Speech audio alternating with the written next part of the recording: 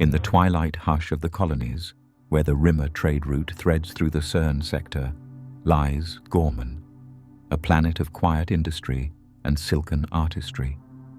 Here, beneath crystalline canopies, Gorlectipods spin their luminous webs, weaving Ghorman twill that graces the garments of dignitaries across the galaxy. The land, rich with calcite ore, pulses with untapped energy, drawing the Empire's covetous gaze. The Ghormans, stewards of this delicate balance, have long lived in harmony with their environment. Their society, woven with threads of tradition and resilience, thrives on the fruits of their labor. Yet, as the Empire's shadow stretches further, the weight of oppressive taxation begins to fray the fabric of their community.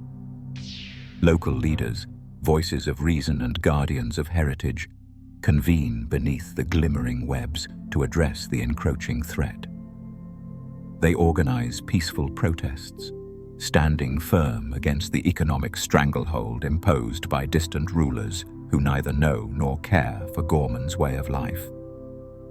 Their dissent is not born of rebellion, but of a desperate plea to preserve their identity and autonomy. As whispers of resistance ripple through the silk-laden forests, the Empire takes notice. The arrival of Imperial forces looms on the horizon, a harbinger of the storm to come. The Ghormans stand at a crossroads, their peaceful defiance poised to ignite a fire that may consume more than just their own world. Dawn crept across Ghorman like a silent tide, turning crystalline trees to prisms and the rippling rivers to threads of molten silver. In the pale light, the distant outlines of Imperial star destroyers emerged above the horizon, sleek silhouettes arching across twin suns, casting long shadows over the emerald forests. Whispers of awe and dread swirled through village markets as citizens paused, gazing skyward at the ships that eclipsed their world's gentle dawn. Among the chrome banners fluttering on each destroyer's prow, the crest of the Empire gleamed with cold authority.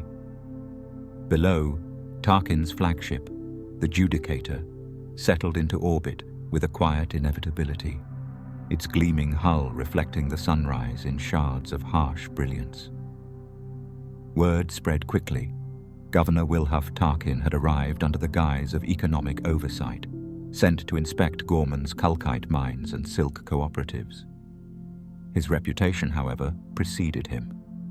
An officer whose methods were as unyielding as beskar, whose mind valued order above all else. At the newly erected Imperial Plaza in the capital city of Spinney, holographic screens flared to life with Tarkin's message.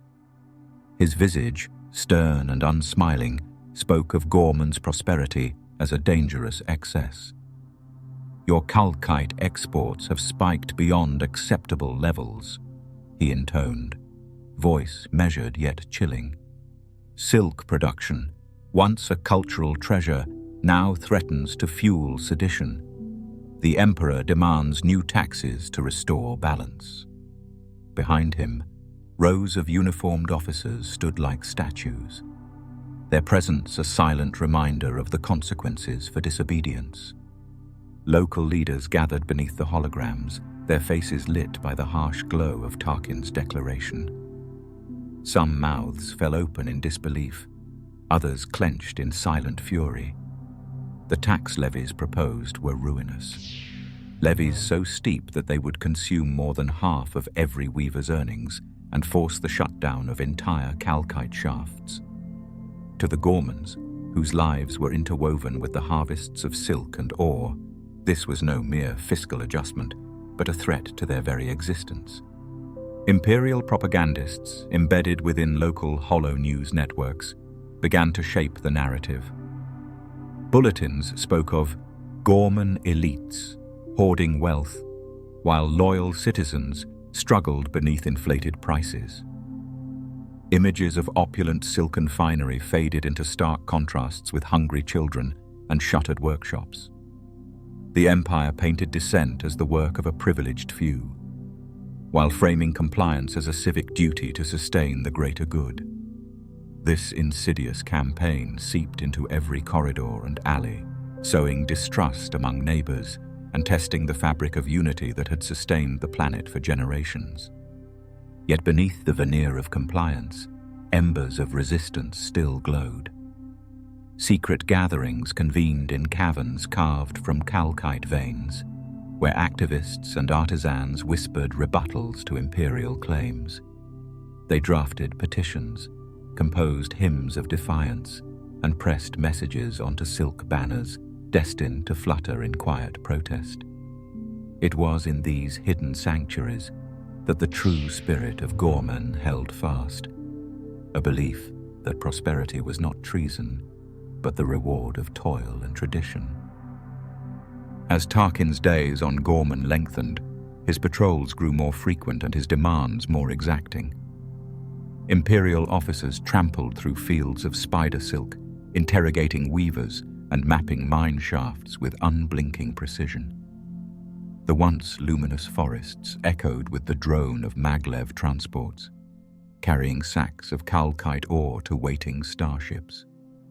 With each passing sunrise, the planet's bounty flowed further into Imperial coffers, its possibilities narrowed beneath Tarkin's iron gaze. Yet in the shadow of those looming destroyers, the planet's people found unexpected solidarity. Weavers who had once competed for trade contracts now shared looms. Miners pooled their tools to protect one another from Imperial requisitions. Even children, who had grown up chasing silk gliders among tree branches, whispered tales of the day the stars fell from the sky, imagining a resistance that would send those destroyers back into the void. And so, as the twin suns climbed higher, Tarkin's inspections edged ever closer to confrontation. His demands teetered on the brink of outrage, and the planet's unity braced for the tipping point. The lights of silent camps flickered among the calcite outcrops, and hidden voices carried hymns of unyielding hope. In that fragile dawn, the stage was set for a standoff that would ignite Ghorman's fate and echo through the galaxy as a catalyst for rebellion. Morning on Ghorman dawned in cool, lavender light, the planetary rings arcing across the sky like silent sentinels. Word of Moff Tarkin's arrival spread swiftly through the villages and factories, carried on whispers and embroidered silk banners alike. By midday, a throng of protestors had gathered at the Imperial landing pad on the outskirts of Spinney, their numbers swelling like tide against a rocky shore. They came armed with little more than their voices, their grievances woven into hand-painted signs that caught the sunlight. Tax the Empire, not our looms. Hands off Ghorman's silk, and justice, not exploitation. At the front of the crowd stood Eldra Norris, a silk weaver whose family had tended Ghorman's luminous spiders for generations. Her grey hair was braided with silver thread, and her eyes burned with quiet resolve as she raised her placard high. Beside her, miners draped in ochre dust robes formed a human barricade, their shoulders touching in solidarity. Behind them, artisans and farmers pressed close, their faces alight with hope and fear in equal measure. Together they formed an unbroken line across the landing pad's ramp, a living wall of peaceful defiance. Above, Tarkin's personal shuttle descended on a cushion of repulsor lift energy, stirring dust and petals from the surrounding crates of fresh silk and unrefined calcite ore. The crowd held its breath as the ramp hissed open. Imperial officers in black uniforms emerged first, their polished boots clicking on metal plating. They expected a ceremonial greeting, perhaps a nervous salute, but instead found themselves confronted by outstretched hands bearing petitions and by eyes unflinching in their demand for justice. When Tarkin himself appeared at the head of the formation, his stern expression betrayed no surprise. He surveyed the gathering with cold appraisal, fingers steepled beneath his chin. Behind him, a lone band played a mournful dirge on hollow reeds, its notes drifting across the crowd like a lament. Tarkin's voice, when he finally spoke, cut through the music and murmurs like a sharpened blade. "Citizens of Ghorman, your tax assessments are final. Step aside or be removed." In that moment, Eldra Norris stepped forward, her placard lowered, but her posture unwavering. She called out, her voice both soft and clear. "We harvest silk beneath your twin suns. We refine calcite for your starships. We ask only for fairness, not ruin." Her words rippled through the crowd, awakening something deeper than anger, a collective reckoning that their labor was not a privilege to be taxed into oblivion, but a gift to be respected. Imperial officers hesitated. For a heartbeat, the gap between command and compassion flickered. Then, at Tarkin's signal, they advanced. Rows of troopers moved methodically, bayonets gleaming as they formed wedge formations. Dragoons blocked side passages. A single shot rang out, unintentionally, or so an officer claimed, and the tension snapped. As troopers gripped protestors and dragged them aside, the crowd held firm.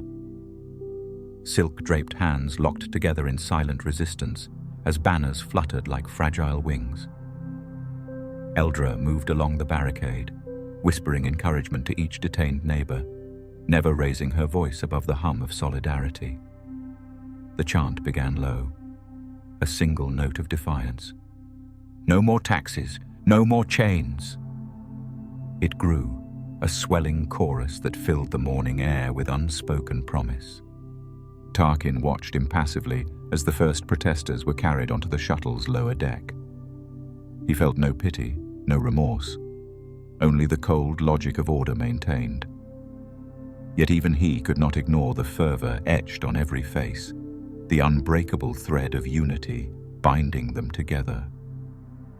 When the last of the placards was slipped from a soldier's grasp, the chant continued to echo across the pad, bouncing off crystal spires and distant hills. At the edges of the blockade, unseen cameras recorded every moment, Imperial holoscreens ready to replay the scene as evidence of rebellion rather than rightful grievance. Propaganda officers would spin this standoff into proof of seditious foment, they calculated, convincing distant systems that Ghorman's people were mere agitators, not stewards of silk and ore.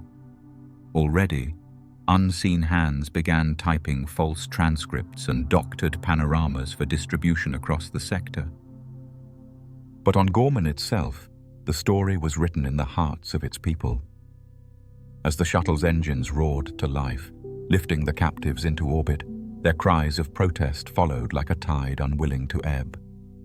Eldra Norris remained last on the pad, her hands folded in silent prayer for the safe return of her friends. Around her, others knelt to gather up fallen banners, worn through with folds and tears, but still alight with conviction. Above, a lone starfighter banked overhead, its pilot a silent witness to the unarmed courage below. In the fields beyond the landing pad, villagers paused in their work, watching the sky darken with the shuttle's shadow. A child reached for her mother's hand. A miner paused on his way to the shafts. Across Ghorman, the blockade's spirit spread, a gentle spark igniting the resolve of those who had not yet dared to stand. As dusk painted the forest in shades of indigo and gold, the landing pad lay empty once more, save for scattered placard fragments and footprints pressed into the metal.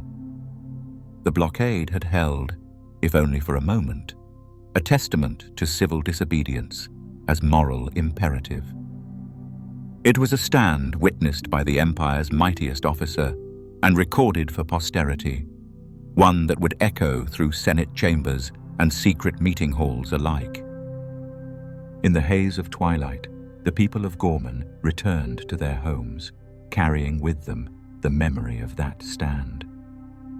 They knew the path ahead would demand more sacrifice, that Tarkin's response would come with iron force.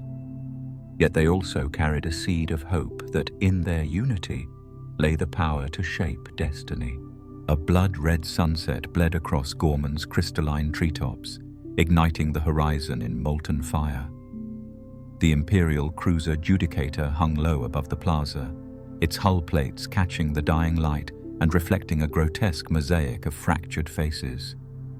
Below, the shards of protest, discarded placards and tattered banners lay scattered among crushed petals and trampled cobweb silks. Silence prevailed where voices once rose as one. Captain Wilhuf Tarkin stood on the bridge's observation deck, his silhouette rigid against the glow. He turned to the comm officer. "Proceed," he ordered, voice as cold and unyielding as beskar. In that single word, the fragile piece shattered. Sirens wailed, and hydraulic gears hissed as the cruiser descended.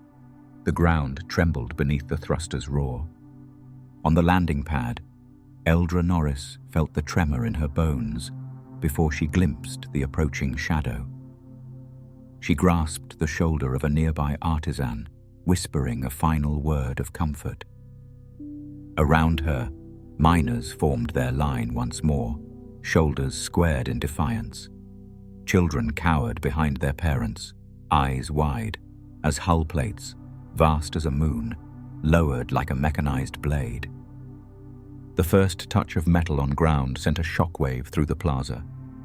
Dust coiled in choking spirals, and the air filled with the acrid stench of exhaust. Tarkin's officers disembarked swiftly, their boots stamping authority into the earth. They wielded blasters and datapads, recording the names of every soul in their path. Yet the citizens held their ground in an act of moral conviction. If steel must fall, then it would do so upon unarmed bodies, not pliant dissenters. A rank of stormtroopers marched forward, rifles leveled. The artisan banners snapped in fierce gusts from the thrusters, their silk threads tangling with dispatched petals. Tarkin watched from above, his expression unreadable as the troopers tightened their formation around the barricade. With each step, the soldiers erased more of the human wall, fingers clamping onto arms and hauling citizens aside with mechanical efficiency. In the mass of bodies, Eldra struggled to keep her footing, her braided hair whipping across her face. She met the gaze of a young miner, barely 17, who trembled beneath a trooper's grip. She mouthed an apology, a silent acknowledgement of the injustice unfolding.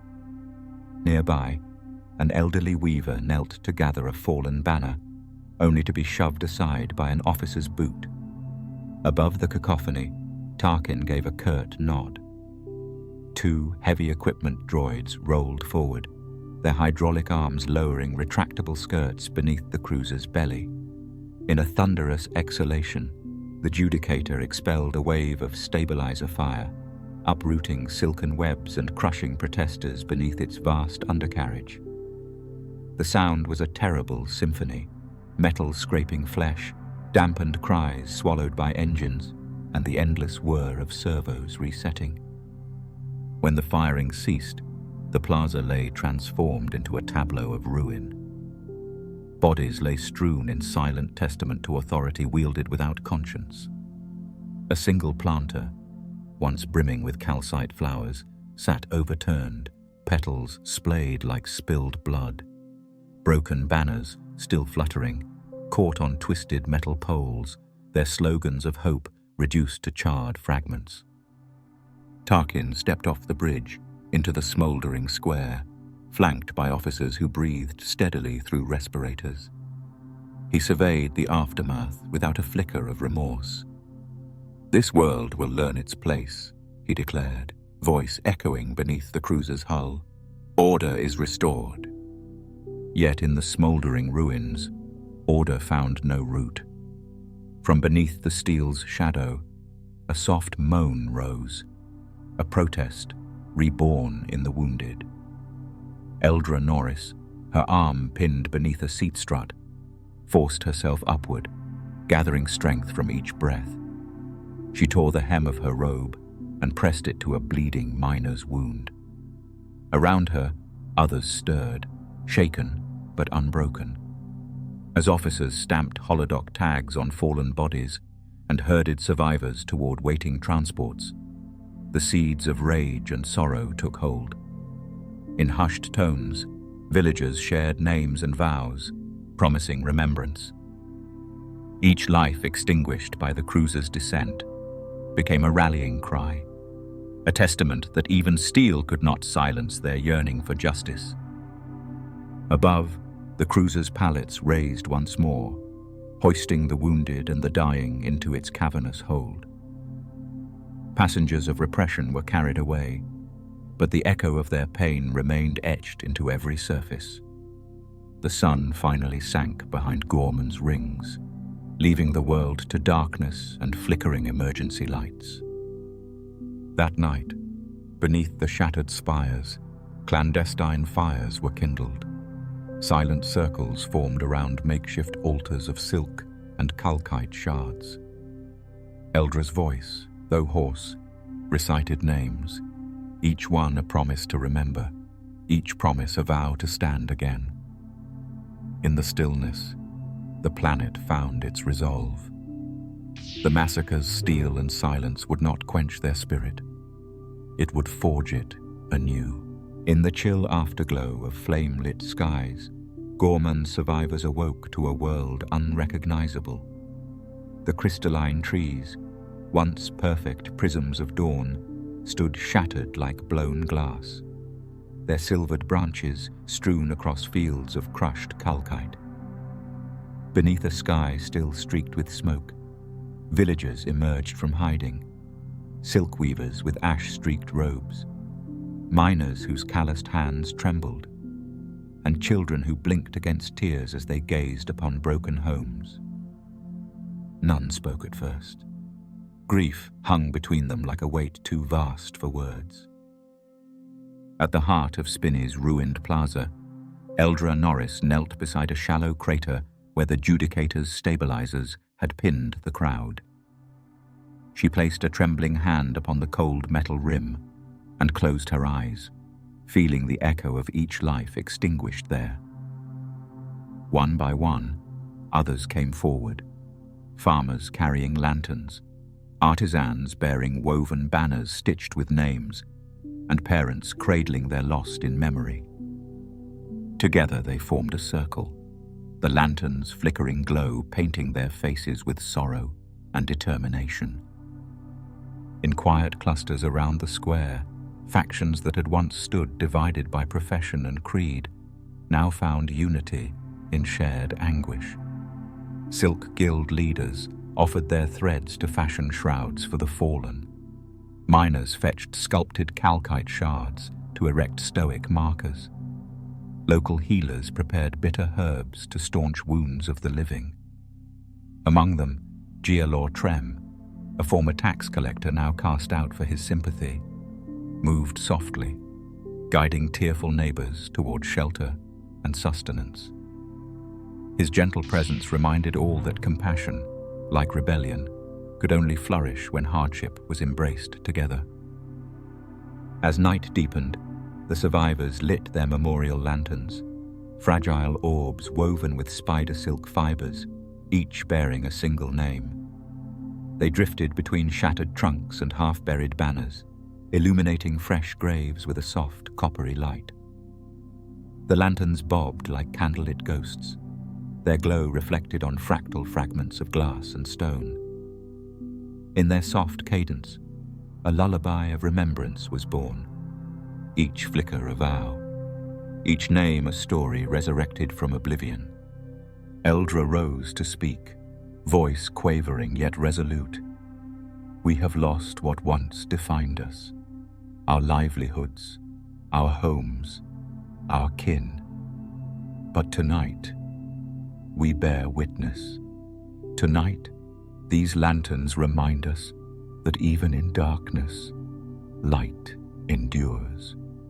Her words rippled through the hush, igniting a shared resolve that grief would become the coal from which their hope would flare. By dawn, Word of Ghorman's massacre had slipped beyond the planet's edge. Smuggler couriers carried fragmented reports to hidden enclaves. Holoscreens in distant systems flickered with fragmented footage of ruined banners and weeping crowds. Yet it was not only pity that stirred across the galaxy, but indignation. For in every Senate corridor, every underground meeting hall, the images of silk-stained blood and lantern-lit vigils compelled voices long silent to speak aloud. On Ghorman itself, the survivors emerged from their vigil to meet the practical demands of survival. Teams of laborers cleared wreckage from supply routes. Engineers with soot-darkened faces restored broken repulsor lifts. Children collected stray calcite stones to barter for fresh water. Amid these tasks, the shared weight of loss fostered new bonds. Silk artisans taught miners the gentle art of weaving, while miners showed artisans how to forge crude tools from smelted ore. Even the most hardened dissenters found solace in small acts of cooperation, a single meal shared beneath shattered branches, a whispered prayer offered by two previously divided families. In hidden alcoves, resistance cells took shape from the embers of mourning. They fashioned makeshift armaments from freed metal plates, mapped supply lines through scorched forests, and drafted manifestos that bore the imprint of Ghorman's lament. These clandestine gatherings were no longer mere whispers. They rang with the clarity of purpose born from injustice. Here, sorrow and rage became fuel for action, forging a unity that reached beyond protest into the realm of rebellion. As the twin suns peeked over the horizon, casting long shadows across the memorial fields, Eldra and Gialor stood once more among the lanterns. Their faces, etched with loss, held a shared spark of determination. "We are survivors," Eldra murmured, voice firm, "but we will not remain silent." Gialor nodded, hand closing around a folded petition destined for distant senators. "Our grief will speak in deeds," he vowed. "Ghorman's echoes will not fade into night." In the capitals of the core worlds, Senator Mon Mothma received the first dispatches, flickering lantern images accompanied by survivors' testimonies. Struck by the depth of grief and the clarity of resolve, she broke her long silence to condemn the Empire's cruelty. Across the Senate floor, her voice rang out like a bell tolling for justice, promising that Ghorman's suffering would not be forgotten. Thus, from the echoes of mourning on one shattered world, the forces of open defiance began to gather strength. In the towering spires of the Galactic Senate, corridors glowed with shifting neon hues that danced like specters against polished durasteel panels. Senator Mon Mothma, clad in a gown of dusky lavender that mirrored the fading Coruscant sky, stood alone at a high balcony, her silhouette etched against the city's endless lights. The hollow relay before her flickered to life with images from Ghorman, shattered trees, flickering lanterns, and the ghostly outline of the Judicator's stabilizers pressed into the plaza's stones. For too long the Senate had whispered of reform, while worlds like Ghorman bled beneath Imperial decrees. Mon's heart ached at the gulf between rhetoric and reality.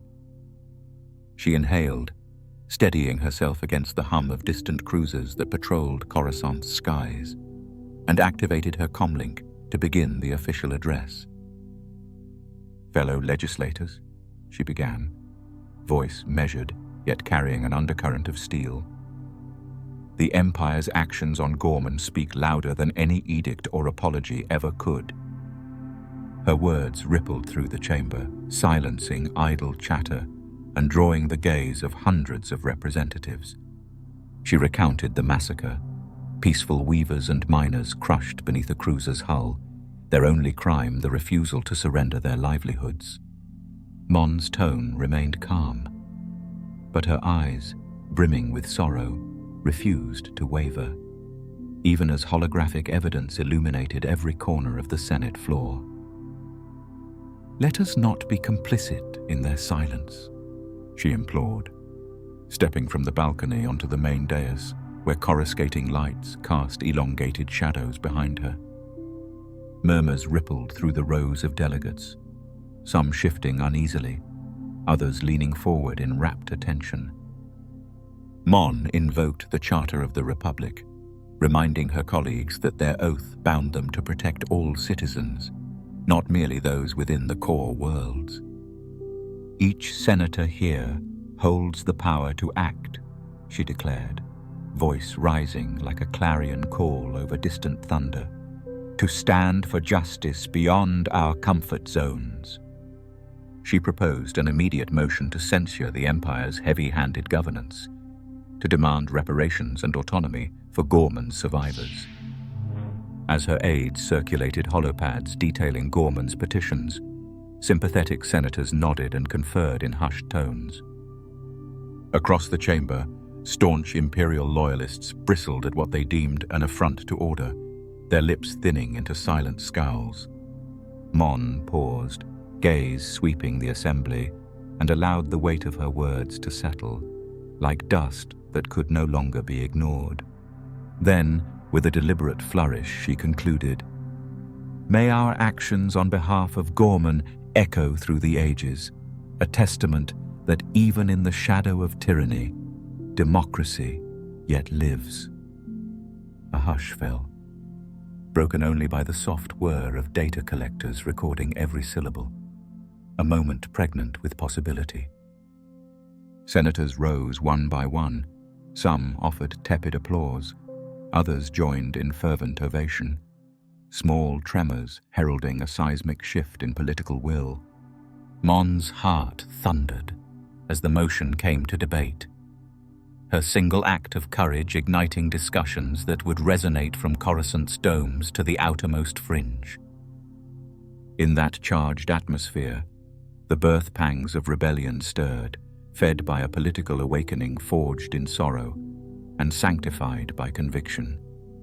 As the session adjourned under neon haze, Mon Mothma slipped from the floor into a private corridor, footsteps echoing against steel panels that seemed to hum with new purpose.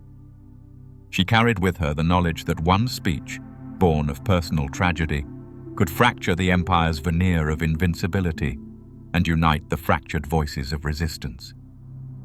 Beyond the Senate's glow, across hidden enclaves and secret bases, whispers of hope spread like wildfire in dry grass, signs that the Rebel Alliance's flame was at last kindled.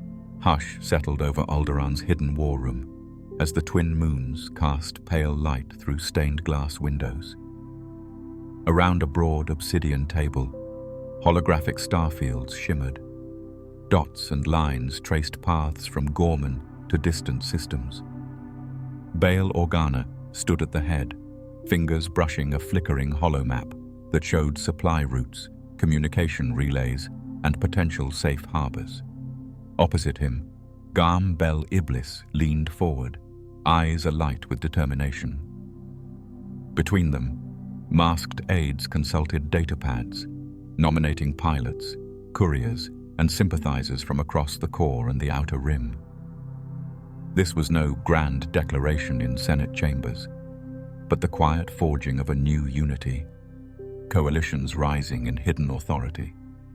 Bail traced a line toward Chandrila, where discreet starliners prepared to ferry relief ships laden with medical synthesizers and ration packs. "We cannot permit Ghorman's survivors to stand alone," he murmured, voice hushed, yet unwavering.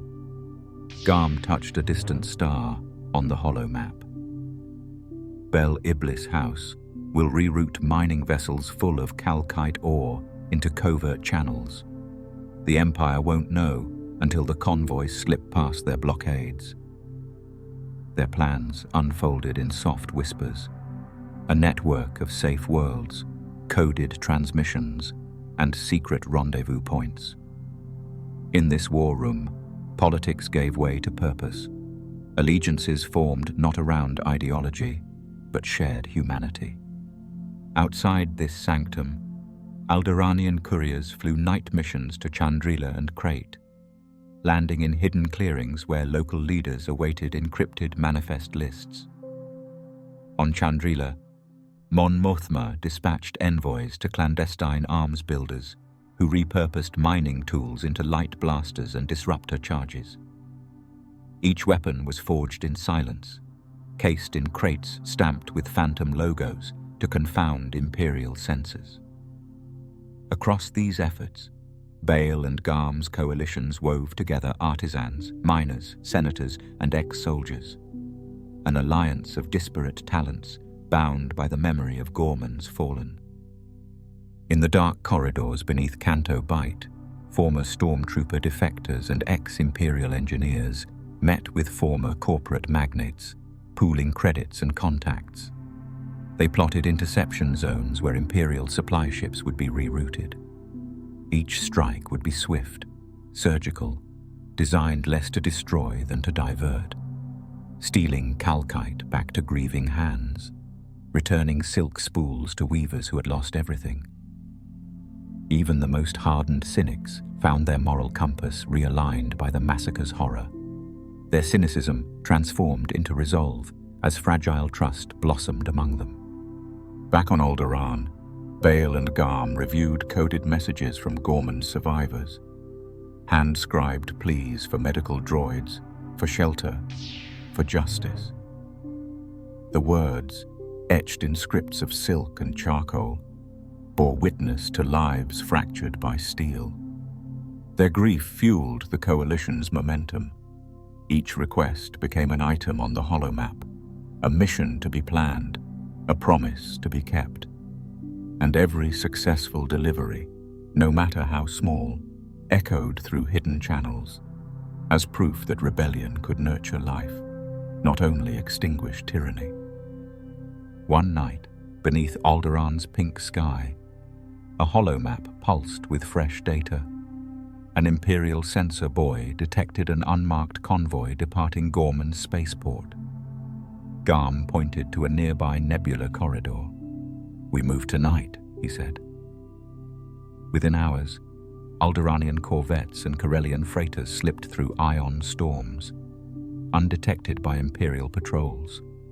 Pilots whispered of ghosts guiding their courses, of the Force itself bending to compassion's call. They reached Ghorman's orbit at dawn, deploying shuttles that touched down behind riot lines, delivering relief and rallying further resistance. As the first aid teams emerged from the shuttles, villagers opened their gates with tearful gratitude, offering silk-woven banners inscribed with "Unity in Sorrow." Eldra Norris herself greeted Bail Organa with an embroidered shawl, her voice trembling as she spoke of renewed hope.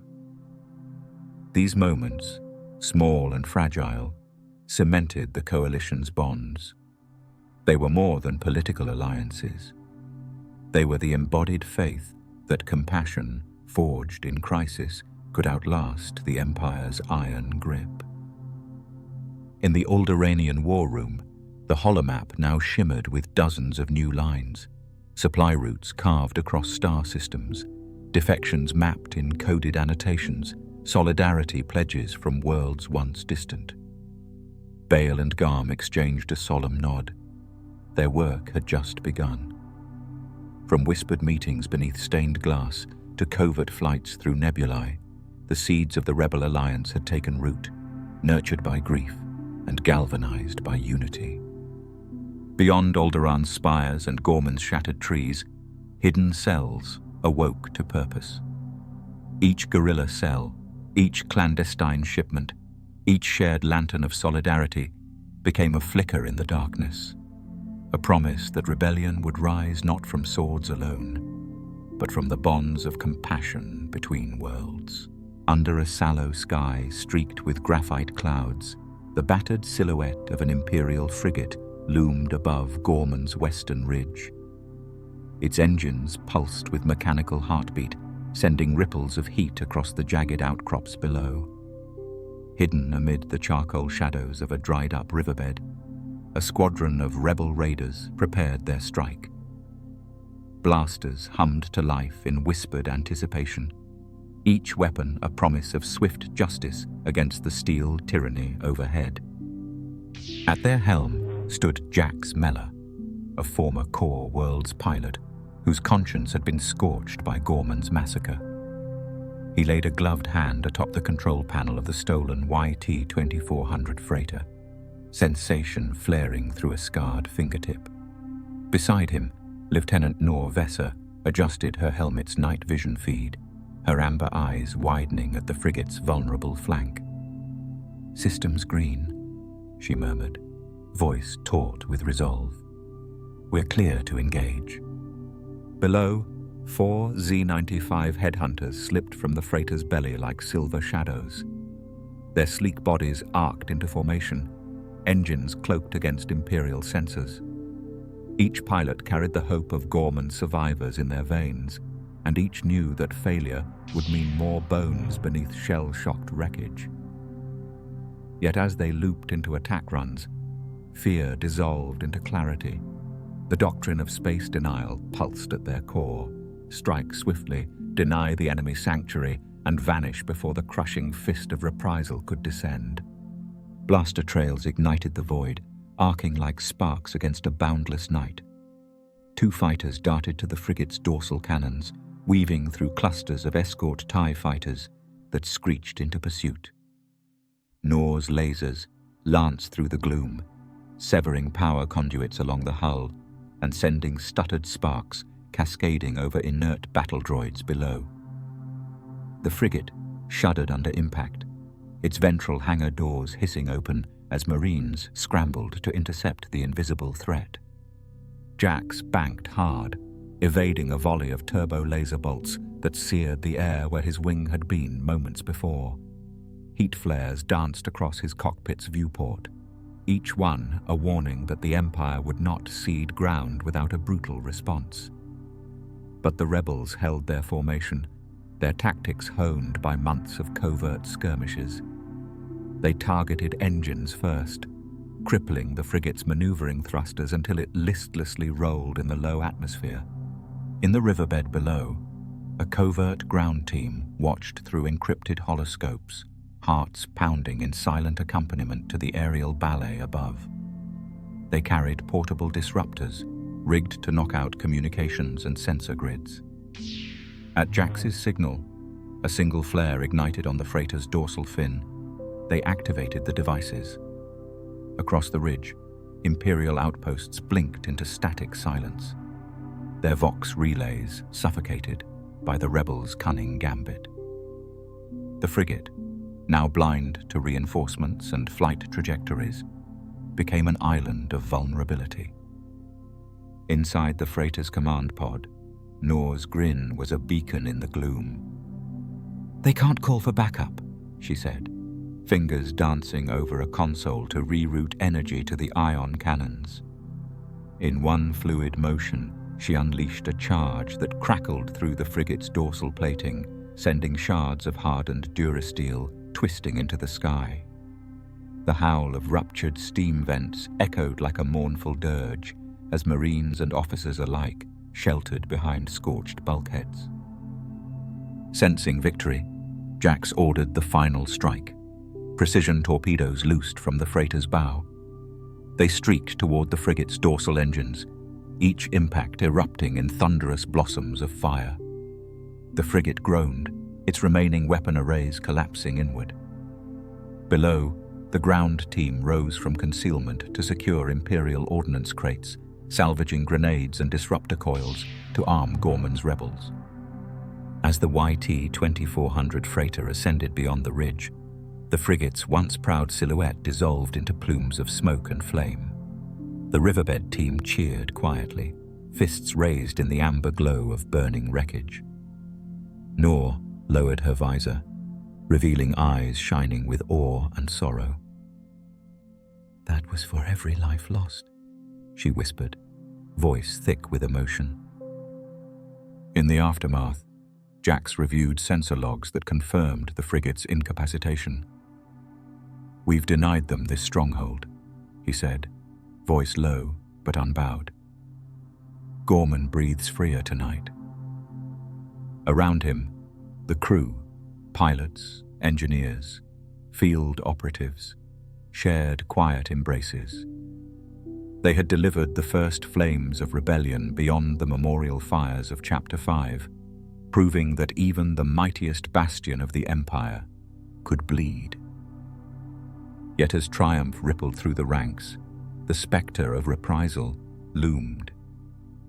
Imperial star destroyers, alerted by distant scanners that had stabilized, tracked the freighter's escape lane. Their looming shadows on distant sensors were a reminder that Ghorman's skies remained contested.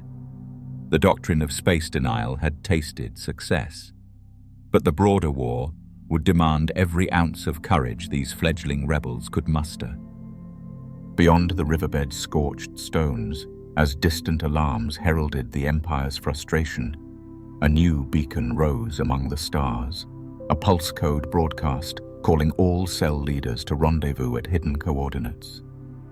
The birth pangs of the Rebel Alliance had gained momentum, each daring strike weaving coalitions tighter, each victory a spark in the galaxy's growing darkness.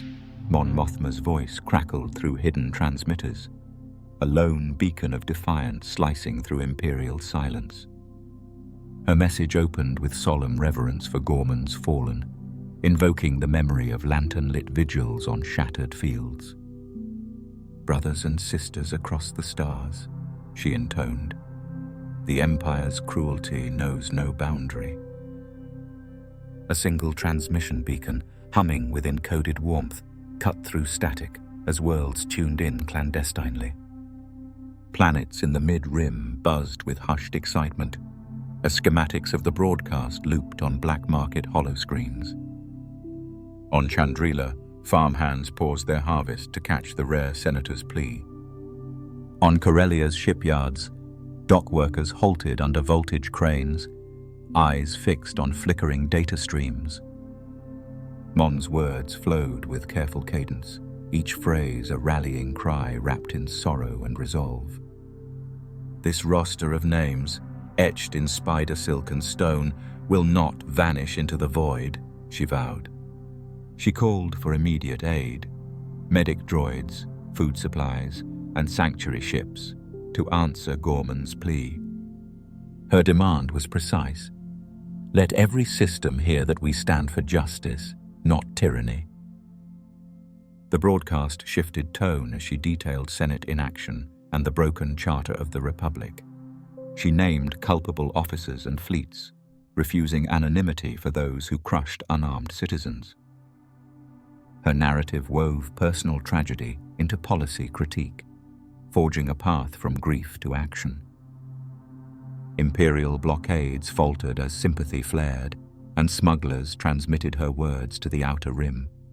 A chorus of support erupted in backwater cantinas and factory break rooms alike.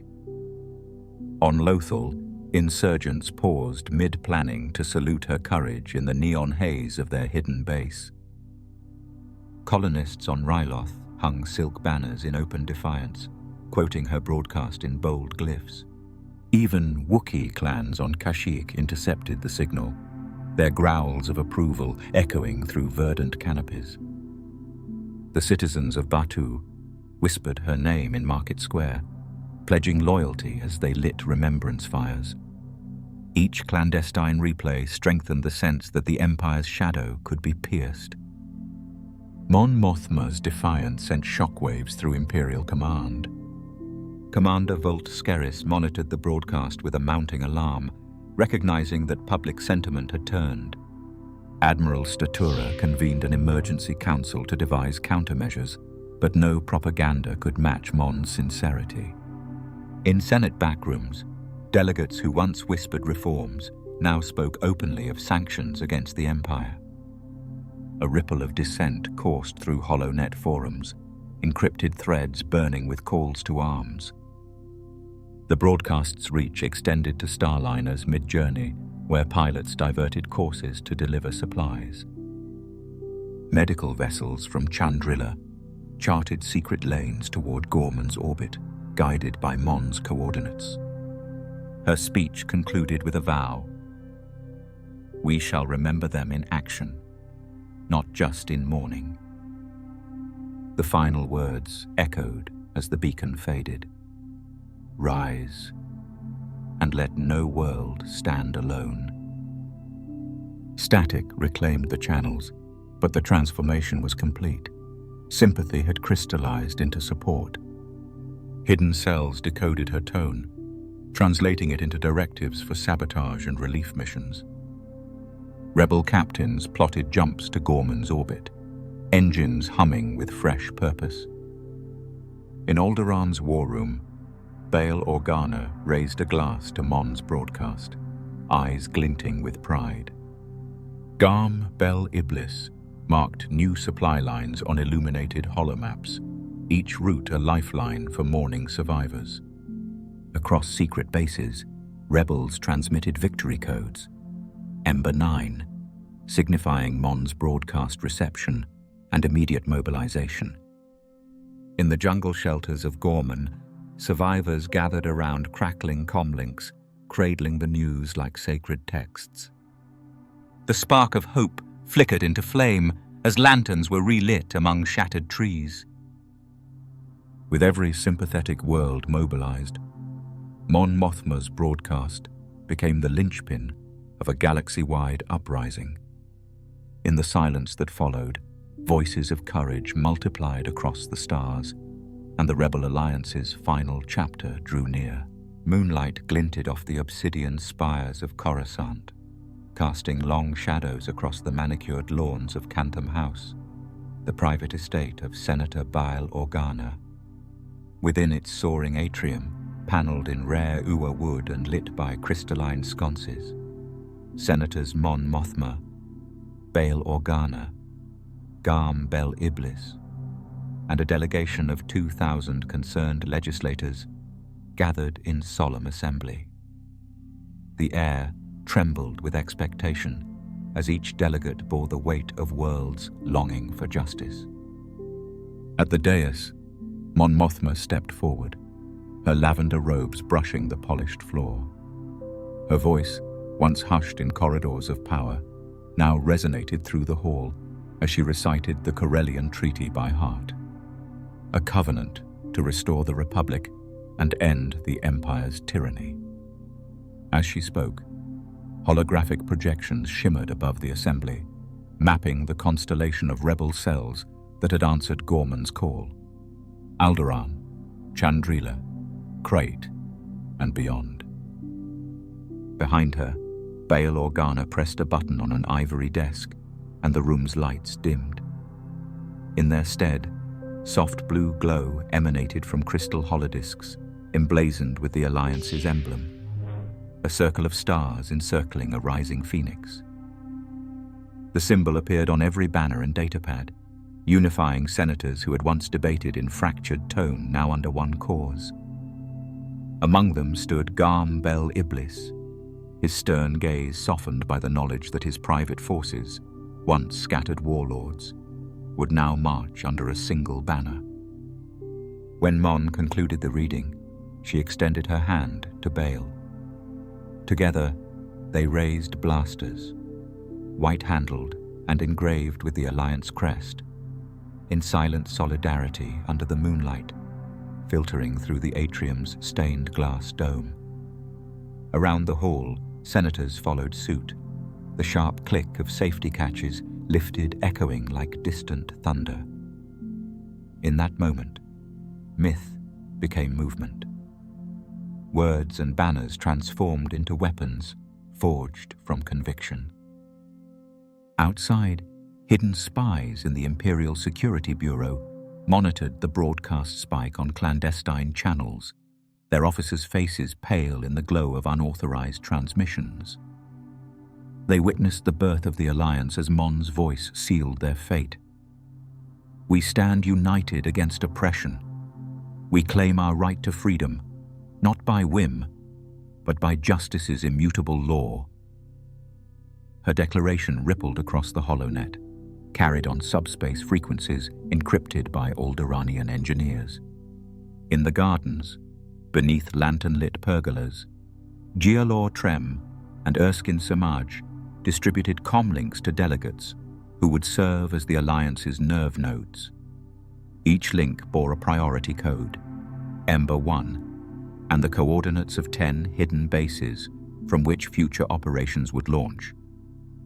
Engineers whispered of repurposed Star Destroyer escape pods, of hyperdrive cores salvaged from calcite freighters, ensuring that the fledgling Alliance would possess the tools to endure. On the balcony above the sound hall, Mon and Bale shared a quiet glance. "It has begun," she murmured. "The galaxies will remember this night." He nodded, his expression thoughtful beneath the moon's pale gaze. "Ghorman was the spark," he replied. "Tonight, we kindle the fire that will consume tyranny."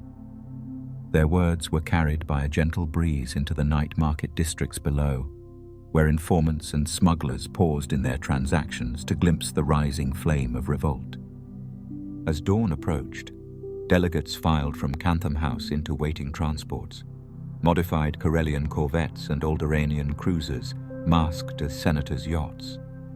They dispersed to hidden enclaves across the rim, to the mineral rigs of Liana, to the spice caravans of Corellia, each bearing the Alliance's founding charter and the promise of collective action. Their destinations varied, but their mission was singular: to transform grief into galvanized purpose and oppression into opportunity. From these covert outposts, the Rebel Alliance would launch its first major campaign, Operation Emberfall, designed to retake Ghorman's Kalkite mines and re-establish Silk cooperatives under free governance.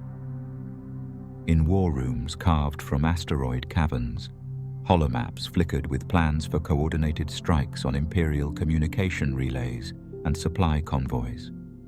No longer mere fragments of resistance, the cells would operate in unison, an orchestra of defiance guided by the treaty's enduring chord. Back in the atrium, Mon Mothma watched as the final banner-bearing senator departed beneath a pale sky. The banner's silken folds, once symbols of protest, now bore the Alliance's insignia, a testament to transformation from mourning to movement. The hall fell into hushed reverence, the flicker of crystal sconces mirrored in tearful eyes that held both sorrow and hope. And so, at Cantham House, beneath the glow of moonlit spires, the Rebel Alliance took its first breath.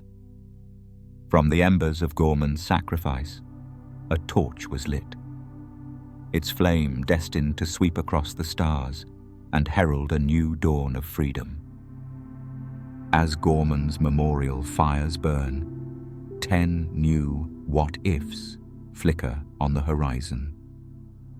Hypotheses of how a single massacre might have taken darker, brighter, or stranger turns, each reshaping the birth of the rebellion in unexpected ways.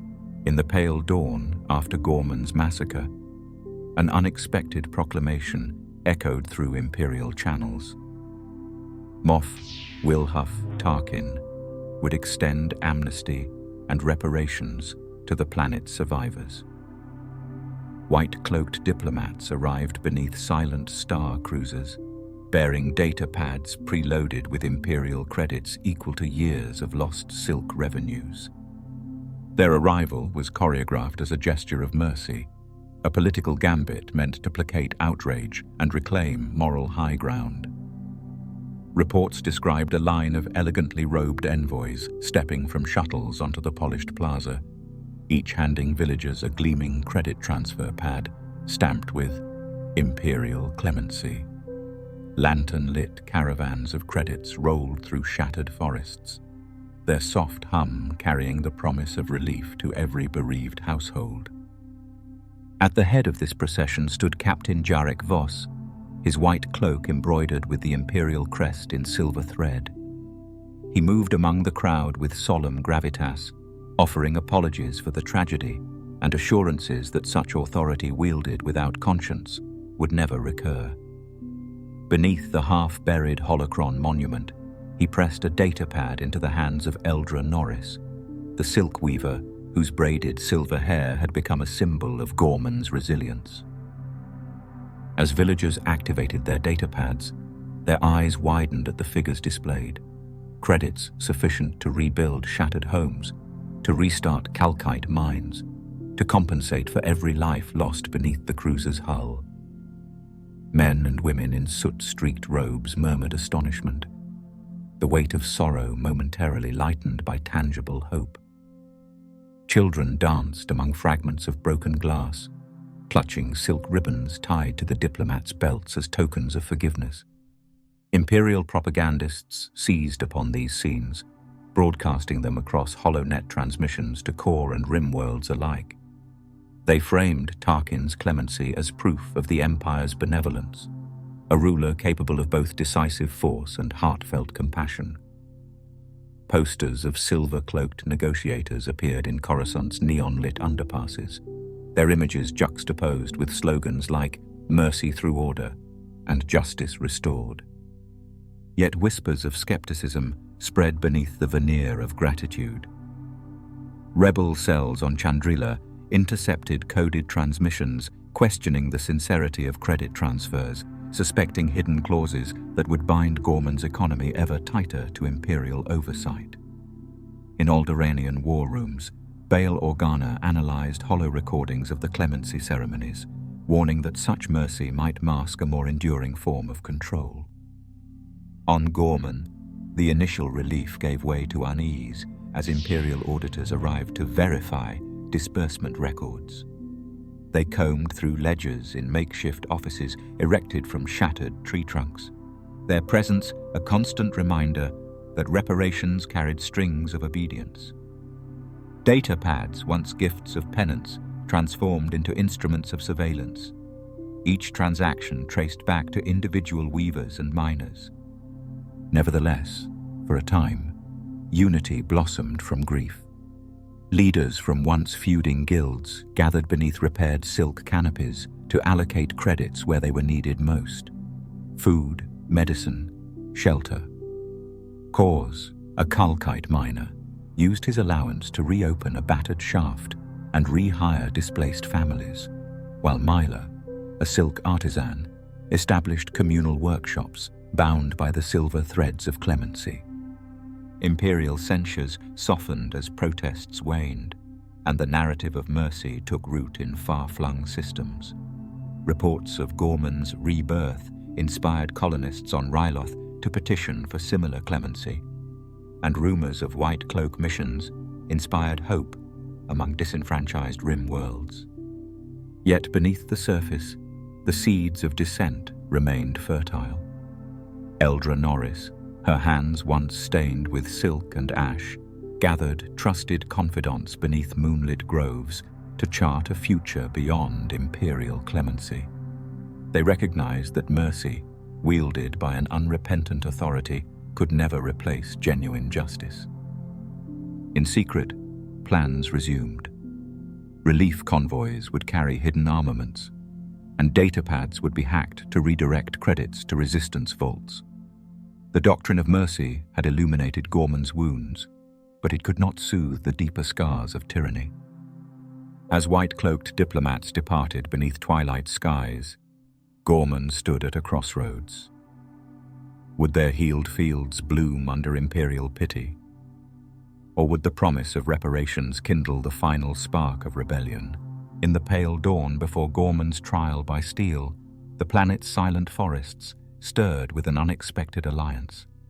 Word reached the Duskan clans of Mandalore, renowned warriors bound by honor above all, that Ghorman's silk weavers and calcite miners faced obliteration beneath Imperial decree. For Mandalorians, where strength was tempered by a code of protection, the call to defend the defenseless resonated deeper than any order from Coruscant. Under the twin suns' wan light, 3 covens of beskar-clad warriors descended upon Ghorman's western ridge. Their starships, scarlet with clan sigils, emerged from cloud banks like bloodied comets.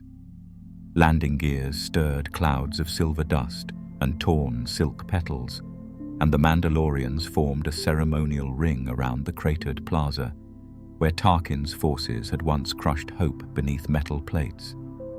Each warrior stood with visor lowered, their T-shaped masks reflecting the wreckage they had come to shield. At the ring's heart, Eldra Norris stepped forward, offering a silk-wrapped holocron inscribed with Ghorman's story of sorrow and defiance. Clan matriarch Ura Valorn received it with solemn reverence, her armored hands steady beneath the weight of memory. In this exchange, the clans bound themselves to Ghorman's fate, to stand against tyranny or die with it. Their deed would be neither sanctioned by the Empire nor celebrated in the Senate, but it would tip the scales of destiny. Imperial officers arrived to secure the plaza, rifles poised for any breach of protocol. Yet they halted at the sight of Mandalorians, their helmets lowering in measured acknowledgement. A single shot, fired by an overeager trooper, was met, not with blaster fire, but with the resonant clang of beskar gauntlets striking the ground. The Mandalorians did not draw their weapons. They simply stood, a living bulwark so unyielding that even Imperial doctrine bowed before their unspoken authority. Across Ghorman's villages, news of Mandalorian intervention spread like wildfire. Silk weavers emerged from hidden workshops, eyes alight with awe as they watched beskar warriors dismantle Imperial barricades by hand, freeing detained neighbors with respectful nods. Miners, once driven underground, returned to the shafts under Mandalorian escort, their pickaxes singing anew against calcite veins. Each swing of metal on stone rang out like the steady beat of a war drum, heralding a new era. In courtyard holorooms, rebel cells recorded the intervention as proof that the Empire's supremacy could be contested, even by those it claimed to command. Holocams captured Mandalorian scouts guiding aid convoys through hidden ravines, using secret passcodes etched in ancient runes to evade orbital scanners. These grainy images circulated across the rim, igniting hope among worlds that believed themselves too small to matter. Yet, for Mandalorians, the act was not driven by political calculus, but by creed. Clan matriarch Ura addressed her warriors beneath the shattered spires of Spinney. "We do not fight for Ghorman's glory, but for its right to live. Our armor shields justice, our blades honor." In those words, the clans affirmed that mercy was as vital as might, and that warrior honor demanded defiance when authority betrayed its sacred duty. Imperial response was swift but halting. Star destroyers veered off patrol routes rather than risk open conflict with Mandalorian fleets. Envoys arrived bearing edicts of condemnation, empty threats that dissolved before beskar diplomacy. Tarkin himself dispatched a delegation in white cloaks, urging the clans to withdraw in the name of galactic unity, only to find their appeals met by the silent lowering of visors. As the Mandalorians patrolled Ghorman's borders, they forged bonds with local leaders.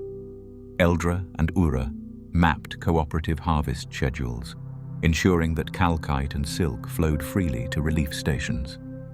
In return, Ghormans taught their sponsors the art of weaving, intricate patterns of spider silk that even beskar armor could not repel. Each looped thread became a symbol of unity, bridging worlds once separated by politics and distance. Under the shield of Mandalorian honor, the seeds of rebellion flourished. Rebels used beskar-marked supply lines to smuggle arms onto Ghorman without Imperial detection.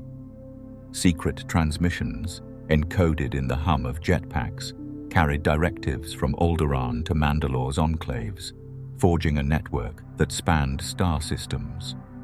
In hidden hangars, Mandalorian engineers repurposed stripped-down fighters for covert operations, their engine roars pulsing like primal war songs. As dusk fell over Ghorman's reborn fields, the planet glittered with new hope. Lantern-lit vigils now brimmed with Mandalorian banners and silk-woven flags, emblems of protection born from warrior honor. The sight of beskar warriors standing sentinel among weavers and miners became legend, retold in hushed tones from cantinas to council halls. In the Mandalorian Code, no decree could outweigh the obligation to defend. And so, as word of Ghorman's salvation spread, whispers reached the hidden cells of the Rebel Alliance. If Mandalore could defy the Empire's might, then all worlds could rise. The intervention had done more than protect Ghorman. It had reshaped the galaxy's understanding of power and honor. A low mist curled through the broken archways of an ancient Ghorman courtyard, swirling around fallen statues of forgotten heroes.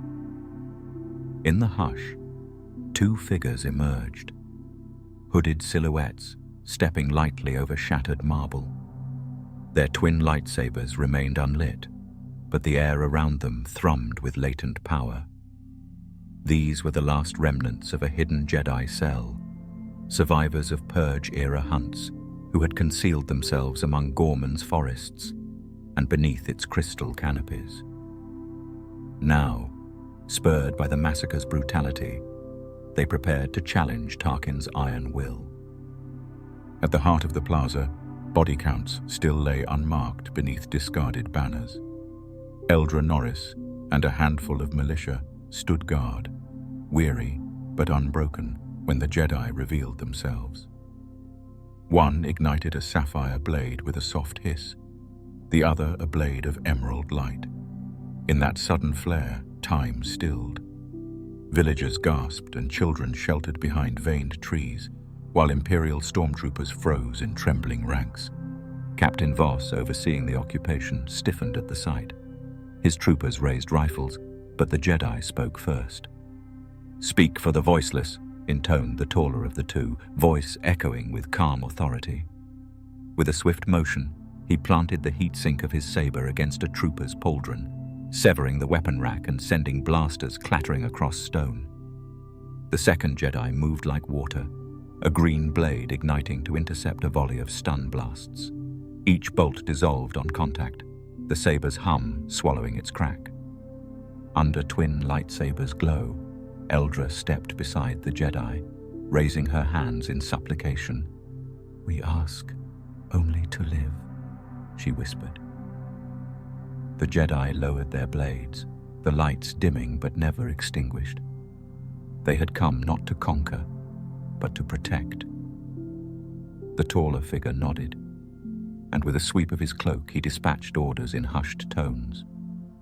In the moments that followed, the hidden Jedi cell emerged from shadowed doorways and side streets. 6 more acolytes, their robes stained with moss and ash, each bearing a blade unlit until called upon. Together, they formed a silent phalanx around Ghorman's defenders, their presence rewriting the rules of engagement. Imperial officers scrambled for strategy, but the sight of Jedi, myths thought extinct, rekindled a spark of hope no ordnance could smother. Tarkin's flagship loomed overhead, its communications array crackling. He ordered a warning shot, and turbo lasers flared against ruined columns. The Jedi raised saber hilts, deflecting lances of energy that singed stone but spared flesh. Each strike was measured, a rebuke to authority wielded without conscience. Here in the courtyard, the fading light of the old Jedi Order cast long shadows over the Empire's pride. Villagers watched as the Jedi formed a circle, back to back, weaving dance-like parries that drove stormtroopers back step by step. Eldra and the militia rushed forward, taking up the lines the Jedi forged. They reclaimed looted supplies, freed prisoners, and escorted the wounded to makeshift clinics among the Kalkite ruins. Hope once fragile as a newborn blossom, bloomed beneath beskar-lit blades. As dusk deepened, the Jedi convened with Ghorman's leaders beneath the broken colonnade. They spoke of balance, of duty to the weak, and of a galaxy teetering on the edge of darkness. They pledged to train willing survivors in the ways of the Force, to rekindle a flame thought forever snuffed by the Emperor's purge. Eldra, finger pressed to her temple in silent promise, accepted the weight of that legacy on behalf of her people. Far above, the Judicator's senses reeled at the anomaly, the sudden re-emergence of Jedi. Tarkin's voice crackled through comm channels. "Eliminate them," he ordered. "Show no mercy." But by then, the courtyard had become a living barrier. Jedi blades ignited like ghostly beacons, villagers and fighters standing united around them. Beneath shifting crystals, they held the line. In the cliffside forests beyond the city, rebel couriers intercepted distress calls transformed into rallying cries. The sight of Jedi, legends come to life, ignited courage across hidden cells. Messages poured in from distant systems. We answer the call. Hope returns. The chosen walk again. The Empire's grip trembled as the myth of the Jedi, thought extinguished, walked openly among the oppressed. By nightfall, Ghorman's courtyard lay silent, but for the glow of cooling lightsaber blades and the gathered vigil of citizens. Tarkin's forces had withdrawn behind armored columns, uncertain whether to obey or flee. The Jedi stood among Ghorman's defenders as guardians reborn, their presence a living testament that even in the darkest hour, light endures. A tremor ran through the marble halls of the Galactic Senate as holocams flickered with projected images of Ghorman's ruin. Senators gathered in hushed clusters beneath vaulted ceilings, their faces etched with shock and ambition. In the center of the chamber, podiums stood overturned, replicas of the anger and urgency surging through the Republic's heart. This was no ordinary session. A clandestine coalition of Coruscanti power brokers had resolved that the Empire's grip must be broken at its source. Senator Mon Mothma, still clad in the quiet lavender of remembrance, stepped forward to address her colleagues. Her voice, once used to rally sympathy, now carried steel. "Fellow delegates," she began, pacing the holographic floor, "we have watched worlds suffer under a regime that values order over lives.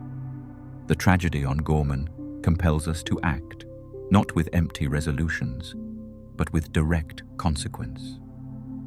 At her side stood Senator C.O. Bibble of Naboo, his robes torn in silent protest, and the stern figure of Garm Bel Iblis, who now wielded words as deftly as armies. Behind the scenes, whispers told of secret meetings in private gardens and senators' suites. There, a pact was forged. Representatives from core worlds, mid-rim, and even the corporate sector would unite to introduce a motion of no confidence in the Emperor's mandate, effectively stripping Palpatine of his emergency powers.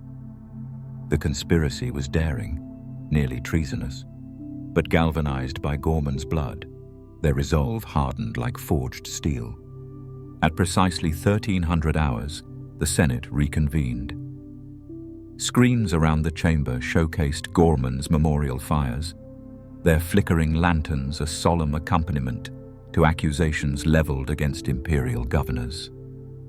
Mon Mothma presented the core of their motion, an immediate censure of Palpatine's unilateral decrees, nullification of martial law, and the appointment of an emergency council to restore checks and balances. Each clause landed like a hammer blow upon the chamber's complacency. Chaos erupted. Imperial loyalists, many newly appointed under Palpatine's ever-expanding authority, rose to decry the motion as sedition. Voices overlapped in furious recrimination. But the Coup's architects had anticipated this. They called their allies in turn to speak, each testimony weaving a tapestry of oppression that no senator could ignore. From Corellia's dock workers, who lost livelihood under Imperial contracts, to frontline diplomats who watched planetary sieges, their words formed an undeniable chorus. As debate reached fever pitch, Mon Mothma signaled the hiding of holorecords that recorded every speech, binding senators to their own pronouncements. When the time came to vote, the chamber fell silent. One by one, voting keys were activated. Green for support, red for opposition. The tally echoed across Coruscant's spires, an unprecedented majority in favor of curtailing the Emperor's powers. The moment the result registered, the chamber erupted in both triumph and panic. Imperial security forces, stationed beyond slow-acting jurisdiction lines, hesitated, uncertain whether to uphold the new decree or obey Palpatine's secret orders. Patrol droids froze in doorways as stormtroopers lowered their weapons, torn between loyalty and the Senate's legal authority. Outside, the city's neon haze pulsed with the news, igniting protests and celebrations in equal measure. Holoprojectors in every square replayed Mon Mothma's victory, and the glow of freedom shimmered against Coruscant's night sky. Yet the real battle lay ahead. Palpatine, master of subterfuge, would not yield power so easily. In his private sanctum atop the Senate's highest tower, he watched the vote's outcome with a smile that contained both fury and calculation. His secret contingency plans, hidden task forces, provisional governors, and the clandestine machinery of the Inquisition were ready to deploy. The Senate's victory, though monumental, would test the very foundations of the Republic. On Ghorman, survivors watched Coruscant's unrest through stolen transmissions.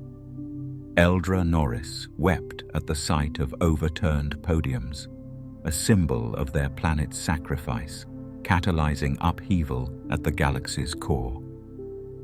In secret outposts, rebel cells closed ranks, preparing for the inevitable clash between a Senate reborn and an Emperor's desperation. At dawn, Mon Mothma emerged onto Cantham House's balcony, silhouetted against rising twin moons. "Today," she whispered to an assembly of faithful aides, "we breathe life back into democracy." Below, hidden couriers slipped through the palace's corridors, carrying coded messages to allied worlds. The Senate coup was not an endpoint, but the spark that would ignite open rebellion. A blood-red dusk settled over Ghorman as a skeletal framework of steel and calcite ore began to rise against the horizon. Beneath the fractured sky, Imperial engineers in pristine white uniforms and lab coats bustled around colossal girders, their clipboards bristling with schematics. At the helm of this grim endeavor stood Director Orson Krennic, his eyes alight with feverish ambition and a vision that outranked any moral compass. Krennic's plan had been whispered in the highest echelons of the Empire, to forge a superweapon precursor, an embryonic Death Star, using Ghorman's abundant calcite ore as the core's focusing matrix. Calcite, prized for its crystalline purity, could theoretically channel an unprecedented beam of energy. Krennic presented it as the ultimate deterrent, a promise of peace through overwhelming power.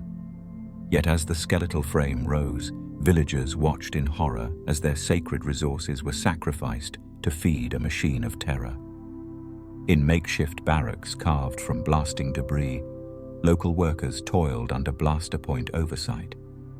Their hands, once gentle in weaving spider silk, now welded durasteel beams and loaded ore into fusion presses. Among them was Jella Wren, a calcite miner whose forebears had hailed the ore as Ghorman's lifeblood. She paused from her work to to touch a cold girder, its surface vibrating with the hum of generators. "This is not protection," she whispered. "It is our own doom." Above, Krennic strode among the girders, flanked by his security detail. His white cape billowed as he addressed visiting Imperial officers and curious senators, lauding the Calcite project as a triumph of scientific progress. They feigned admiration, exchanging polite nods beneath the skeletal superstructure that loomed like a dark promise.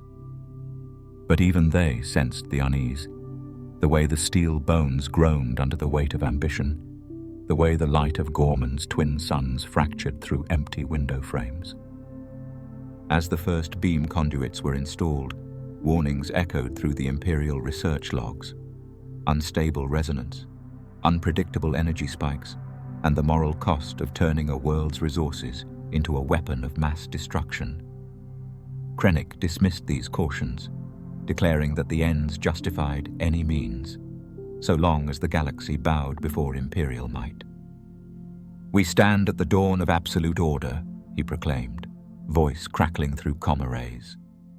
"And Ghorman's Calcite shall be our fulcrum." In the shadow of the rising frame, clandestine rebels met in the remnants of an old silk workshop. Bail Organa's envoy, Sela Vos, laid out a desperate plan: sabotage the fusion conduits before the superweapon reached critical mass. Engineers sympathetic to the cause, once coerced into servitude, had fashioned incendiary charges timed to detonate at key weak points. Each strike would buy precious time for Ghorman's defenders and send a message that scientific ambition could not trample conscience. On a moonless night, under the hush of covert transmissions, teams slipped past Imperial patrols. Dressed in charcoal cloaks and armed with dampened blasters, they navigated the skeletal underbelly of the structure. Blaster bolts spat harmlessly against the metal ribs as the saboteurs worked, severing coolant lines, corrupting code in the fusion matrix, and planting charges that hissed with lethal promise. Each action was a rebellion in microcosm, a stand against the obscene calculus that placed victory above life. As dawn broke, alarms shattered the stillness. Krennic's engineers scrambled at control consoles ablaze with warnings. The Calcite core quivered, its energy readings spiking toward critical threshold. Krennic stormed through the command bunker as consoles exploded in showers of sparks. Outside, the skeletal frame rattled as hidden charges ignited, folding the towering superstructure in a thunderous roar. Gigantic segments of the frame collapsed in on themselves, cratered by fiery blasts that cast a hellish glow across shattered fields. Rebel raiders in nearby asteroid transports observed from orbit, transmitting footage of the collapse to cells across the galaxy. Ghorman's skies filled with the debris of a dream twisted by hubris, a reminder that unchecked science could birth monsters. Krennic, thrown from his control platform, survived only by the Force's fickle mercy, his ambition buried beneath tons of schematics and steel. In the fire smoke's aftermath, survivors emerged to claim calcite shards still glowing with residual energy. Eldra Norris and Jella Wren pressed the fragments into makeshift memorials, each shard a warning etched in stone: that innovation must never trample morality. The skeletal frame, now a jagged ruin, stood as a tombstone to scientific pride corrupted. Beyond Ghorman's horizon, the news of Krennic's Gambit and its spectacular failure rippled through Senate backrooms and rebel war rooms alike. It fueled debates on the ethics of power and the perils of pursuing peace through fear. And for the burgeoning rebel alliance, it became a rallying cry that the greatest weapon of all was the unity of conscience and compassion, not the cold geometry of a superweapon's frame. The moon hung low over Ghorman's shattered plains, its pale light casting long shadows across the memorial crosses, that bore the names of the fallen. Among them, a single plot stood bare, its soil freshly turned and its marker draped in a senator's lavender robe. Word had spread swiftly. Mon Mothma herself, come in peaceful protest against the Empire's reprisals, had fallen beneath Imperial fire, her final stand transforming her into a living legend. Beneath the breathless hush, a small cadre of Ghorman survivors gathered. Eldra Norris knelt at the foot of the grave, her fingers trembling as she folded the lavender fabric into the shape of a starbird. Around her, miners, weavers, and rebel emissaries stood in rigid silence, their grief coalescing into quiet resolve. The wind carried their whispered vow, her blood will seed our freedom. News of Mon's death ignited emotions across the galaxy. On Chandrila, mourners made pilgrimages to her family estate, laying wreaths of white orchids and chanting her final words. Injustice anywhere is a wound to us all, until the wind carried them into Coruscant's domes. In prison cells on Ryloth, political dissidents chanted her name beneath cell bars, each echo a spark of defiance. Across the Outer Rim, secret broadcasts replayed footage of her last address. Calm, unwavering, even as blaster bolts struck the dais behind her. Imperial spokesmen attempted to bury the story, issuing terse communiques that she had been accidentally caught in crossfire. But no spin could quell the truth etched in Ghorman's fields. Mon Mothma's life had been the ultimate testimony against tyranny. Statues of her likeness sprang up in hidden courtyards, bronze figures with rippling robes and outstretched hands, where rebels gathered to pledge their loyalty. Each memorial cross became a rallying point, and every lavender ribbon tied to a lantern became a beacon of hope.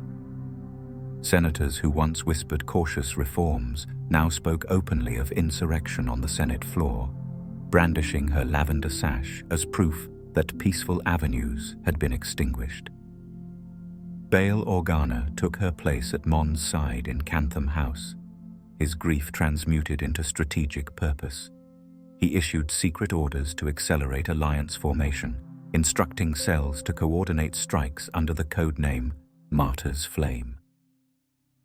On Ghorman, the massacre's survivors embraced Mon's sacrifice as the linchpin of their cause. Eldra Norris, torch in hand, led a procession beneath twin moons, each step marking a promise. That Mon Mothma's death would not be the final note of her song, but its crescendo. As lanterns bobbed through the shattered groves, their light wove a path toward tomorrow's battles. Thus, in death as in life, Mon Mothma's courage transcended the limits of her mortal frame.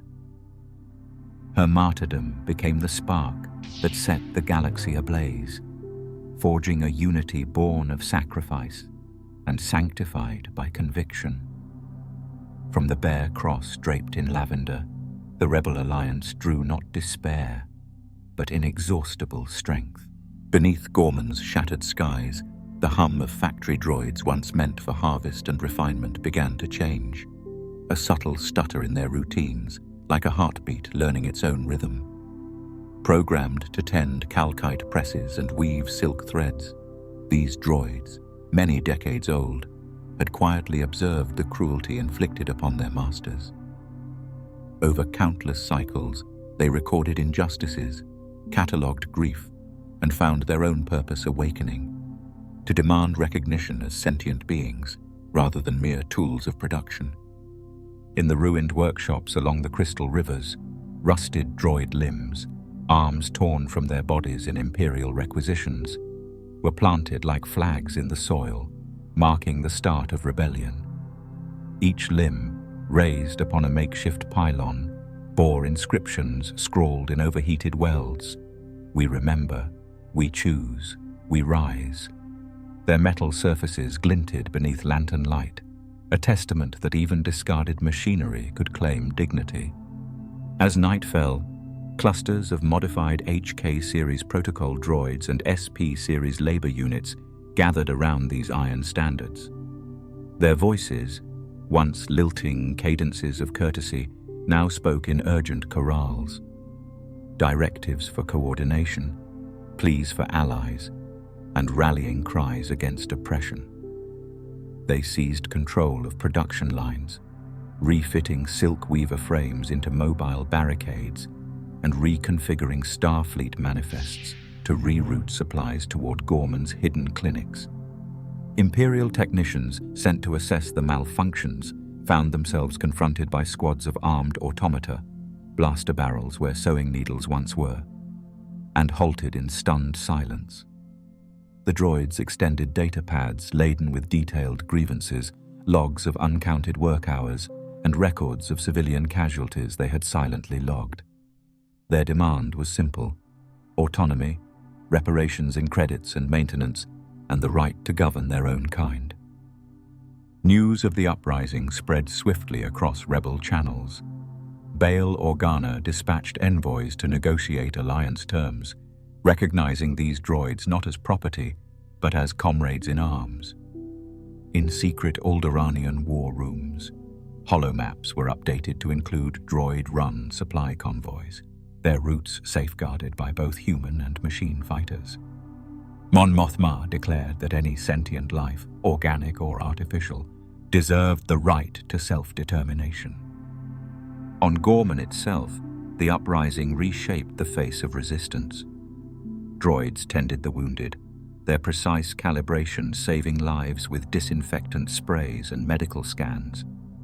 They repaired shelters before human hands could lift a single shard of broken glass. Their loyalty was unwavering. Steel forged into compassion. Villagers wove silk banners above assembly lines guarded by beeping sentinels, proclaiming unity in all form. Imperial command, desperate to quash this new front, unleashed sentinel squads and chase droids programmed to hunt rogue units. Yet each assault met with machine ingenuity.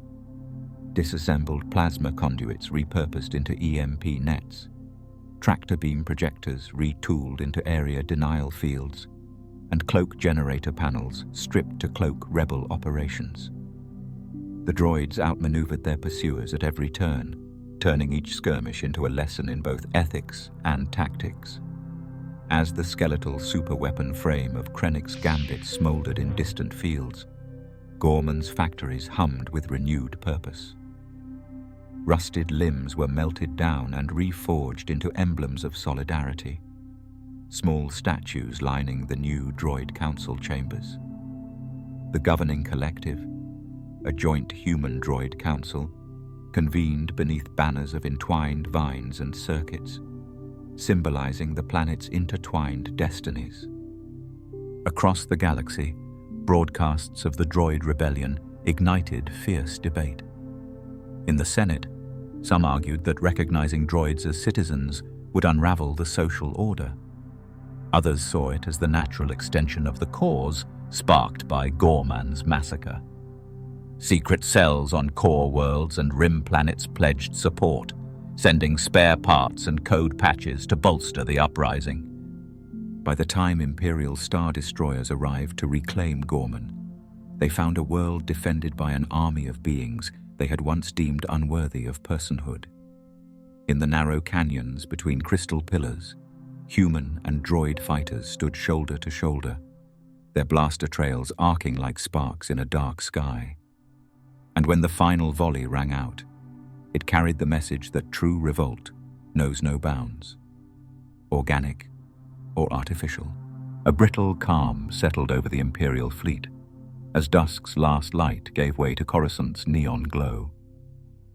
Amid the hum of hyperdrive engines and the cold ranks of officers in cerulean uniforms, a stir rippled through the highest decks of the Star Destroyer Oblivion.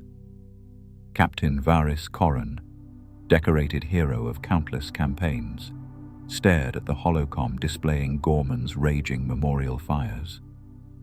Honor, once a guiding star, now fractured beneath the weight of genocide and betrayal. Below him, Admiral Siler Thane convened an emergency briefing. Battalion commanders, squadron leaders, and intelligence chiefs arrayed in tense lines.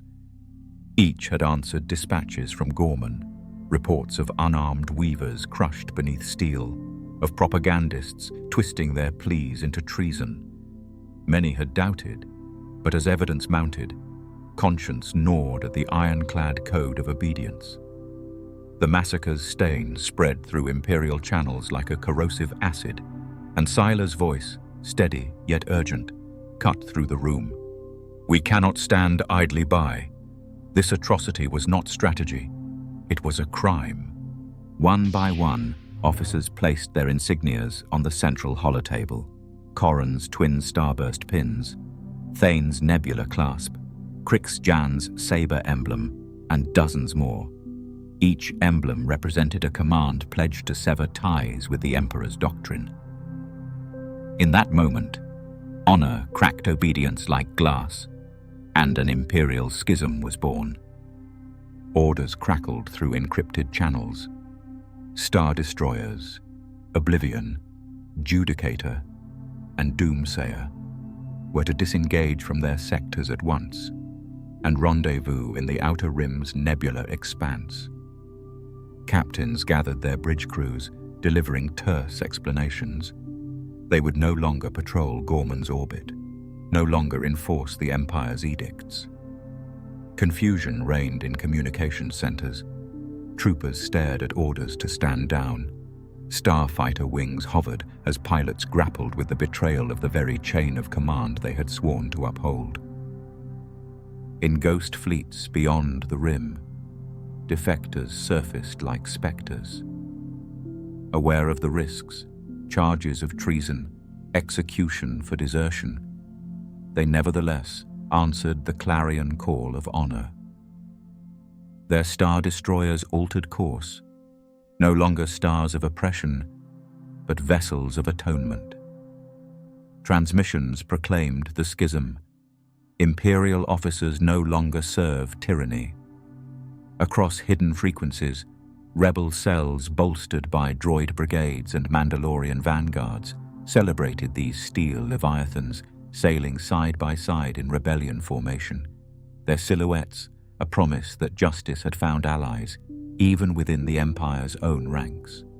On Ghorman, survivors watched skyward as the dark shapes aligned against twin moons. Eldra Norris, standing among fractured banners and flickering lanterns, pressed her hand to her heart. The sight of once feared star destroyers uniting in defiance sparked tears of gratitude and resolve. She sent emissaries to the defectors, offering silk-woven flags of solidarity and calcite tokens as signs of mutual respect. In return, the captains dedicated their resources to Ghorman's reconstruction, sending repair teams, food supplies, and medical ships to heal the wounds their comrades had inflicted. Back on Coruscant, the Senate reeled at news of the schism. Imperial loyalists denounced the defectors as traitors. But moderate senators seized the moment, proposing immediate oversight committees to investigate Ghorman and the chain of command that permitted such atrocities. Mon Mothma, once a lone voice of dissent, found herself surrounded by allies from unexpected quarters, former governors and admirals who had chosen honor over fear. Yet Palpatine's shadow loomed. In secret chambers, whisper networks of loyal inquisitors plotted to hunt the renegades, while loyalist fleets gathered to reclaim the defected destroyers. But the schism had shattered the veneer of invincibility. The galaxy now knew that the Empire's heart could bleed, and that its engines of war could be turned toward redemption. In the silent calm after the fleet's departure, Ghorman's night was pierced by a new chorus of hope. The hum of repulsor lifts delivering aid, the crackle of encrypted radios coordinating rebuilding efforts, and the distant roar of engines carrying defected crews to islands of freedom.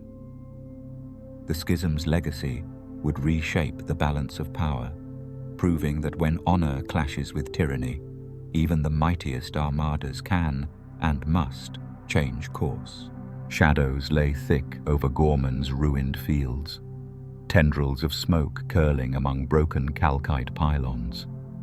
Amid the ash and embers, a single lantern flickered, a child's lantern, held aloft by tiny hands, trembling with fear and wonder. In that moment, the Force stirred, drawn to the spark of life shining against devastation. The child, named Lena Saw, had hidden beneath a toppled silk press when the Judicator's thrusters crushed the plaza. She emerged clutching a shard of calcite that glowed faintly with memory, echoing through the Force. As she stepped into the lantern's glow, the shard pulsed, and the air around her thrummed with latent power. Witnesses, miners, weavers, and the hidden Jedi turned rebels felt a warmth wash over them, as though the galaxy's heartbeat aligned with her breath. Word of Lena's emergence reached Coruscant in a ripple of encoded transmissions. The Jedi Council, long reclusive, wary of intervening so openly, received the news with alarm and hope entwined. Master Kin Solari, one of the Order's last guardians, convened an emergency conclave in the twilight-lit chambers of the temple's outer wing. "A child born beneath massacre," she murmured, "carries the wound of this world in her veins and the promise of its healing." Within hours, Jedi ships, once bound by the Council's reluctance, departed for Ghorman. Among them were Master Solari and her protégé, the young knight Trask Ven, both carrying woven data crystals bearing Lena's vital signs and the pleas of her protectors. The journey through hyperspace was silent but urgent, a current of destiny propelling them toward a world on the brink of revolt. On Ghorman's surface, Lena's presence reshaped the survivors' resolve. Eldra Norris cradled the child beneath the skeletal remains of Tarkin's cruiser, brushing soot from her brow. Lena's emerald eyes flared as she reached out, and a gust of wind uncoiled around them, stirring lantern embers into swirling motes of light. Survivors gasped at the sight, first fear, then awe, recognizing that the Force, long dormant on Ghorman, had awakened in a single heartbeat. When the Jedi arrived, their arrival was heralded not by martial display, but by soft ripples in the Force that the child's presence amplified. Master Solari disembarked, robes trailing across cracked stone, and approached Lena with reverence. The child looked up, and in that gaze Solari saw not only trauma, but untapped potential, an innate ability to call upon the Force to protect, to heal, to inspire hope. Under a shattered tree canopy, the Jedi held a small ceremony. Trask Ven ignited his saber in gentle arcs, illuminating carved runes that once marked Ghorman's ancient shrines. Solari placed a hand on Lena's shoulder, guiding her to lay her glowing calcite shard upon the runic stone. The shard's light merged with the saber's glow, sending ripples of healing energy through the wounded earth, knitting fractured paths and coaxing blossoms from scorched soil. Witnesses wept at this silent testament, that a single child could turn the tide of grief into the dawn of purpose. Rebel leaders pledged to protect Lena at all costs, weaving her into the mythology of their cause. Supplies once hoarded for self-preservation were diverted to build a sanctuary beneath the old Jedi shrine, its halls reawakened as a place of refuge and instruction.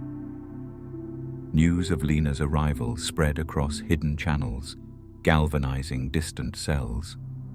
On Alderaan, Bail Organa tasked his envoys with sending instructors and medic droids to Ghorman's newly established Jedi refuge.